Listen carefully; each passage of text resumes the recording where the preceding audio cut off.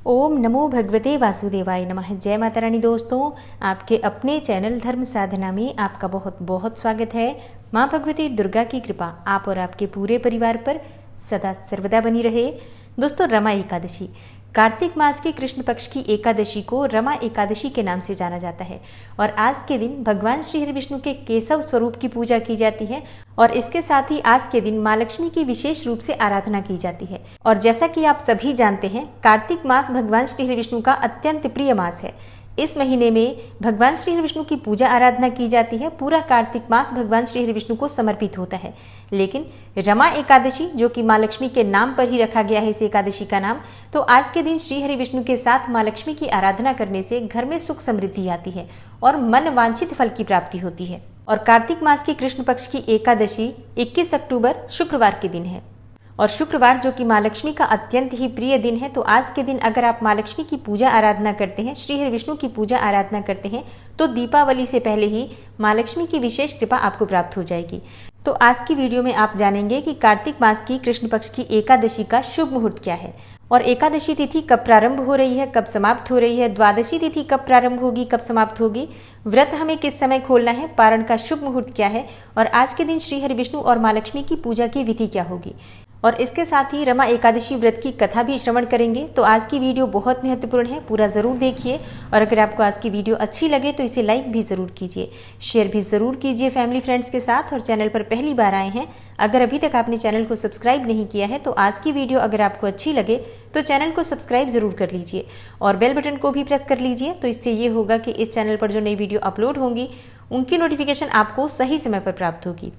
तो बात करते हैं सबसे पहले कि एकादशी की तिथि कब प्रारंभ हो रही है और कब समाप्त हो रही है। देखिए, जैसा कि आप जानते हैं, रमा एकादशी 21 अक्टूबर को है, शुक्रवार के दिन, और एकादशी की तिथि प्रारंभ हो जाएगी 20 अक्टूबर की शाम को 4:04 पर और एकादशी की तिथि समाप्त होगी 21 अक्टूबर की शाम को 5:23 पर। तो व्रत हम 21 अक्टूबर को धारण कर रहे हैं और पारण का शुभ मुहूर्त क्या होगा। देखिए, पारण हमेशा द्वादशी तिथि में किया जाता है। द्वादशी तिथि समाप्त होने के बाद व्रत का पारण नहीं करना चाहिए। तो द्वादशी तिथि प्रारंभ हो रही है 21 अक्टूबर की शाम को 5:24 पर और द्वादशी तिथि समाप्त हो रही है 22 अक्टूबर शनिवार की शाम को 6:02 पर। और रमा एकादशी व्रत के पारण का शुभ मुहूर्त है 22 अक्टूबर को सुबह 6:26 से सुबह 8:41 तक। तो ये शुभ मुहूर्त है। इसी शुभ मुहूर्त में आपको अपना व्रत खोलना चाहिए।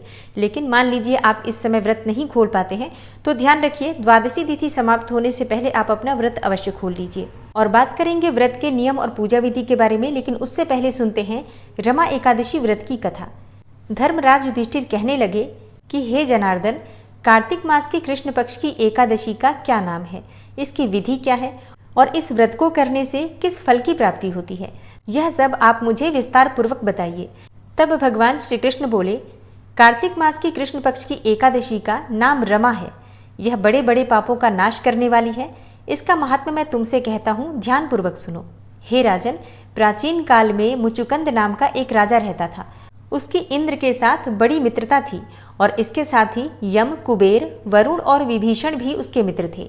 यह राजा बड़ा धर्मात्मा, विष्णु भक्त और न्याय के साथ राज्य करता था। उस राजा की एक कन्या थी जिसका नाम चंद्रभागा था। उस कन्या का विवाह चंद्रसेन के पुत्र शोभन के साथ हुआ था। एक समय वह शोभन ससुराल आया। उन्हीं दिनों जल्दी ही पुण्यदायिनी एकादशी रमा भी आने वाली थी। जब व्रत का दिन समीप आया तो चंद्रभागा के मन में अत्यंत सोच उत्पन्न हुआ कि मेरे पति अत्यंत दुर्बल हैं और मेरे पिता की आज्ञा अति कठोर है। दशमी तिथि को राजा ने ढोल बजवाकर सारे राज्य में यह घोषणा करवा दी कि एकादशी के दिन भोजन नहीं करना चाहिए। ढोल की घोषणा सुनते ही शोभन को अत्यंत चिंता हुई और अपनी पत्नी से कहा कि हे प्रिय, अब क्या करना चाहिए? मैं किसी प्रकार भी भूख सहन नहीं कर सकूंगा। ऐसा उपाय बतलाओ कि जिससे मेरे प्राण बच सकें, अन्यथा मेरे प्राण अवश्य चले जाएंगे। चंद्रभागा कहने लगी कि हे स्वामी, मेरे पिता के राज्य में एकादशी के दिन कोई भी भोजन नहीं करता। यहाँ तक कि हाथी, घोड़ा, ऊंट, बिल्ली, गौ आदि भी तीर्ण, अन्न, जल आदि ग्रहण नहीं कर सकते। फिर मनुष्य का तो कहना ही क्या है। और यदि आप भोजन करना ही चाहते हैं तो किसी दूसरे स्थान पर चले जाइए, क्योंकि यदि आप यहीं रहना चाहते हैं तो आपको अवश्य व्रत करना पड़ेगा। ऐसा सुनकर शोभन कहने लगा कि हे प्रिय, मैं अवश्य यह व्रत करूंगा, जो भाग्य में होगा वो देखा जाएगा। इस प्रकार से विचार करके शोभन ने व्रत तो रख लिया, लेकिन वह भूख और प्यास से अत्यंत ही पीड़ित होने लगा। जब सूर्य नारायण अस्त हो गए और रात्रि को जागरण का समय आया, जो कि वैष्णवों के लिए अत्यंत हर्ष देने वाला समय था, परंतु शोभन के लिए अत्यंत ही दुखदायी हुआ। प्रातःकाल होते ही शोभन के प्राण निकल गए। तब राजा ने सुगंधित काष्ठ से उसका दाह संस्कार करवाया, परंतु चंद्रभागा ने अपने पिता की आज्ञा से अपने शरीर को दग्ध नहीं किया और शोभन की अंत्येष्टि क्रिया के बाद अपने पिता के ही घर रहने लगी। रमा एकादशी के प्रभाव से शोभन को मंदराचल पर्वत पर धन धान्य से युक्त तथा शत्रुओं से रहित एक अत्यंत ही सुंदर देवपुर प्राप्त हुआ। वह अत्यंत सुंदर रत्न और वैदुर्य मणि जटित स्वर्ण के खंभों पर निर्मित अनेक प्रकार की स्फटिक मणियों से सुशोभित भवन में बहुमूल्य वस्त्राभूषणों तथा छत्र और चंवर से विभूषित गंधर्व और अप्सराओं से युक्त सिंहासन पर आरूढ़ ऐसा शोभायमान होता था मानो जैसे दूसरा इंद्र विराजमान हो। तब एक समय मुचुकंद नगर में रहने वाले एक सोम शर्मा नामक ब्राह्मण तीर्थ यात्रा करता हुआ घूमता घूमता उधर जा निकला और उसने शोभन को पहचान कर कि यह तो राजा का जमाई शोभन है, उसके निकट आया। शोभन भी उसे पहचान कर अपने आसन से उठकर उसके पास आया और प्रणाम आदि करके कुशल प्रश्न किया। तब ब्राह्मण ने कहा कि राजा मुचुकंद और आपकी पत्नी कुशल से हैं, नगर में भी सब प्रकार से कुशल हैं, परंतु हे राजन, हमें आश्चर्य हो रहा है। आप अपना वृतांत कहिए कि ऐसा सुंदर नगर जो न कभी देखा न कभी सुना, आपको कैसे प्राप्त हुआ। तब शोभन बोला कि कार्तिक मास के कृष्ण पक्ष की रमा एकादशी का व्रत करने से मुझे यह नगर प्राप्त हुआ, परंतु यह अस्थिर है, यह स्थिर हो जाए ऐसा उपाय कीजिए। ब्राह्मण कहने लगा कि हे राजन, यह स्थिर क्यों नहीं है और कैसे स्थिर हो सकता है, यह आप मुझे बताइए, फिर मैं अवश्य ही वह उपाय करूंगा और मेरी इस बात को आप मिथ्या न समझिए। शोभन ने कहा कि मैंने इस व्रत को श्रद्धा रहित होकर किया, अतः यह सब कुछ अस्थिर है। यदि आप मुचुकंद की कन्या चंद्रभागा को सब वृतांत कहें तो यह स्थिर हो सकता है। ऐसा सुनकर उस श्रेष्ठ ब्राह्मण ने अपने नगर लौटकर चंद्रभागा से सब वृतांत कह सुनाया। ब्राह्मण के वचन सुनकर चंद्रभागा बड़ी प्रसन्नता से ब्राह्मण से कहने लगी कि हे ब्राह्मण, ये सब बातें आपने प्रत्यक्ष देखी हैं या स्वप्न की बातें कर रहे हैं। ब्राह्मण कहने लगा कि हे पुत्री, मैंने महावन में तुम्हारे पति को प्रत्यक्ष देखा है और इसके साथ ही किसी से विजय न हो ऐसा देवताओं के नगर के समान उनका नगर भी देखा है, और उन्होंने यह भी कहा है कि यह स्थिर नहीं है और जिस प्रकार से यह स्थिर रह सके उस प्रकार का उपाय करना चाहिए। चंद्रभागा कहने लगी कि हे विप्र, तुम मुझे वहां ले चलो, मुझे पतिदेव के दर्शन की तीव्र लालसा है, मैं अपने किए हुए पुण्य से उस नगर को स्थिर बना दूंगी। हे ब्राह्मण, आप ऐसा कार्य कीजिए जिससे कि उनका और हमारा संयोग हो जाए, क्योंकि वियोगी को मिला देना महापुण्य का कार्य है। सोम शर्मा यह बात सुनकर चंद्रभागा को लेकर मंदराचल पर्वत के समीप वामदेव ऋषि के आश्रम पर गया। वामदेव जी ने सारी बात सुनकर वेद मंत्रों के उच्चारण के साथ चंद्रभागा का अभिषेक कर दिया। तब ऋषि के मंत्र के प्रभाव और एकादशी के व्रत से चंद्रभागा का शरीर अत्यंत ही दिव्य हो गया और वह दिव्य गति को प्राप्त हुई। इसके बाद बड़ी प्रसन्नता के साथ अपने पति के निकट गई। अपनी प्रिय पत्नी को आते देखकर शोभन अति प्रसन्न हुआ और उसे बुलाकर अपनी बाईं तरफ बिठा लिया। चंद्रभागा कहने लगी कि हे प्राणनाथ, आप मेरे पुण्य को ग्रहण कीजिए। अपने पिता के घर जब मैं 8 वर्ष की थी तब से विधि पूर्वक एकादशी के व्रत को श्रद्धा पूर्वक करती आ रही हूँ। इस पुण्य के प्रताप से आपका यह नगर स्थिर हो जाएगा तथा समस्त कर्मों से युक्त होकर प्रलय के अंत तक रहेगा। और इस प्रकार चंद्रभागा दिव्य आभूषणों और वस्त्रों से सुसज्जित होकर अपने पति के साथ आनंद पूर्वक रहने लगी। हे राजन, मैंने यह रमा एकादशी का महात्म्य कहा है। जो मनुष्य इस व्रत को करते हैं उनके ब्रह्म हत्या आदि समस्त पाप नष्ट हो जाते हैं। कृष्ण पक्ष और शुक्ल पक्ष दोनों ही एकादशियां समान हैं, इनमें कोई भेदभाव नहीं है, दोनों ही समान फल देती हैं। जो मनुष्य इस महात्म्य को पढ़ते अथवा सुनते हैं वे समस्त पापों से छूटकर विष्णु लोक को प्राप्त होते हैं। तो प्रेम से बोलिए श्री लक्ष्मी नारायण की जय, एकादशी माता की जय। एकादशी का व्रत करने वाले व्रती को दशमी तिथि के दिन से ही व्रत के नियम का पालन करना चाहिए। दशमी तिथि के दिन सात्विक भोजन करना चाहिए, किसी भी प्रकार से तामसिक चीजों का प्रयोग नहीं करना चाहिए। दशमी तिथि की शाम को सूर्यास्त होने के बाद अन्न का सेवन नहीं करना चाहिए और ना ही नमक का सेवन करना चाहिए। और ब्रह्मचर्य का पूर्ण रूप से पालन करना चाहिए। संभव हो तो भूमि पर शयन करना चाहिए। एकादशी के दिन प्रातःकाल जल्दी उठ जाइए और स्नान इत्यादि करने के बाद भगवान सूर्यदेव को जल अर्पित करना चाहिए। उसके बाद अपने घर के मंदिर में भगवान श्री हरि विष्णु और माँ लक्ष्मी की जो प्रतिमा है या मूर्ति है जो भी आपके पास है उसे स्थापित करके उनके सामने शुद्ध घी का दीपक प्रज्वलित करके विधि विधान से उनकी पूजा करनी चाहिए।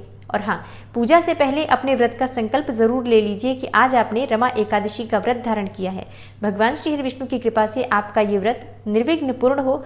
अगर आपकी कोई भी विशेष मनोकामना हो जिसके निमित्त आप ये व्रत धारण कर रहे हैं तो ऐसे में आपको अपनी मनोकामना भी भगवान श्री हरि विष्णु के सामने जरूर कहनी चाहिए और उसे पूर्ण करने के लिए भगवान श्री हरि विष्णु से प्रार्थना करनी चाहिए। व्रत में, पूजा पाठ में किसी भी प्रकार की जाने अनजाने गलतियां हो जाती हैं, उसके लिए क्षमा प्रार्थना कर लीजिए। अब आपका व्रत प्रारंभ हो जाता है। विधि विधान से भगवान श्री हरि विष्णु और माँ लक्ष्मी की पूजा आराधना कीजिए। भगवान श्री हरि विष्णु को पीले पुष्प अर्पित करें, पीले फल अर्पित करें और माँ लक्ष्मी को आज के दिन लाल पुष्प या लाल पुष्पों की माला अर्पित करनी चाहिए। भगवान श्री हरि विष्णु और माँ लक्ष्मी की संयुक्त कृपा पाने के लिए विष्णु सहस्त्र नाम का पाठ करना चाहिए और इसके साथ ही कनक धारा या श्री सूक्त का पाठ भी जरूर करना चाहिए। विधि विधान से पूजा करने के बाद आरती जरूर करनी चाहिए और उसके बाद पूरे दिन आपको व्रत रहना है। व्रत में आप फलाहार कर सकते हैं, कोई भी फल खा सकते हैं, दूध ले सकते हैं, जूस ले सकते हैं, फलों का रस ले सकते हैं, चाय पी सकते हैं और जल भी पी सकते हैं। तो इस प्रकार से फलाहार और जलाहार के द्वारा आप एकादशी का व्रत रखते हैं और शाम के समय फिर से स्नान इत्यादि करके शुद्ध होकर भगवान श्री हरि विष्णु के सामने शुद्ध घी का दीपक प्रज्वलित करके और उनकी विधि विधान से पूजा करनी चाहिए। एकादशी की रात्रि में भगवान श्री हरि विष्णु के सामने अखंड दीपक प्रज्वलित करके भजन कीर्तन करते हुए रात्रि जागरण करना चाहिए। और एकादशी व्रत का पारण अगले दिन द्वादशी तिथि में किया जाता है। तो प्रातःकाल जल्दी उठ जाइए और स्नान इत्यादि करने के बाद भगवान श्री हरि विष्णु की पूजा कीजिए, सूर्यदेव को जल अर्पित कीजिए। उसके बाद शुद्ध सात्विक भोजन बनाकर शुभ मुहूर्त में अपना व्रत खोल सकते हैं। लेकिन शास्त्रों के अनुसार एकादशी व्रत का पारण करने से पहले आपको घर बुलाकर किसी ब्राह्मण को भोजन कराना चाहिए और अगर ऐसा संभव न हो तो किसी ब्राह्मण के निमित्त दान की सामग्री निकाल दीजिए, भोजन की कच्ची सामग्री निकाल कर रख दीजिए। या फिर अगर आपके पास समय हो या आसपास में ब्राह्मण रहते हो या मंदिर हो आसपास में तो आप साथ के साथ ही भिजवा भी सकते हैं। लेकिन अगर आप नहीं भिजवा पाते हैं इतनी जल्दी ब्राह्मण के पास तो ऐसे में आप दान की सामग्री निकाल कर रख दीजिए, दक्षिणा के लिए कुछ पैसे निकाल कर रख दीजिए और उसके बाद शुभ मुहूर्त में आपको पारण करना चाहिए। पारण करने से पहले किसी गाय को भोजन करा दीजिए, चींटियों को थोड़ा सा भोजन डाल दीजिए। भगवान को तो भोग आप सबसे पहले अर्पित करेंगे, उसके बाद आप स्वयं भी शुभ मुहूर्त में पारण कर सकते हैं। और आप में से कई लोगों के प्रश्न आते हैं कि एकादशी व्रत खोलते समय सबसे पहले हमें क्या खाना चाहिए।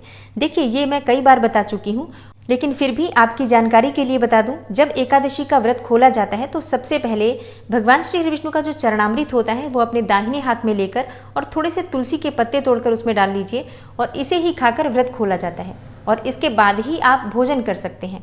तो रमा एकादशी व्रत से संबंधित संपूर्ण जानकारी मैंने आपको आज की वीडियो में शेयर की है। आशा करती हूँ आपको पसंद आएगी और इससे आगे आने वाली वीडियो में आप जानेंगे कि धन वर्षा की पोटली आपको कैसे बनानी है, यम का दीप दान किस प्रकार से करना है और धनतेरस की पूजा के शुभ मुहूर्त के बारे में और खरीदारी के शुभ मुहूर्त के बारे में भी वीडियो आपसे जल्दी ही शेयर करने वाली हूँ।